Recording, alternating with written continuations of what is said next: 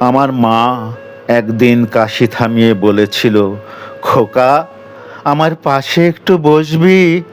সেদিন আমি বলেছিলাম, মা, 6:10 আমার ফ্লাইট, এক্ষুনি বেরুবো। আজ আমি একা 20 তলার ডাইনিং টেবিলে। কেউ আমাকে খেতে ডাকে না, কেউ বলে না একটু ভাত দিই।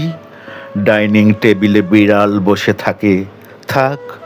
একটা স্তব্ধ ডিনার সেট, 3টে দিগন্তহীন চেয়ার, পায়ে জ্যোৎস্না লেগে আছে, ছাড়াতে পারি না। খোকা, আমার পাশে একটু বসবি? মা বলে একটা চিৎকার করে উঠি 20 তলা থেকে। কথাটা কি আজ আমি রোড়োকে বললাম? কি হবে বলে? কোনো দিন ওর কাছে কথাটা যাবে না। তাছাড়া কথাটা আমারও নয়। একটা গোটা সল্ট লেক, একটা বিধাননগর চিৎকার করে বলছে, খোকা, আমার পাশে একটু বসবি?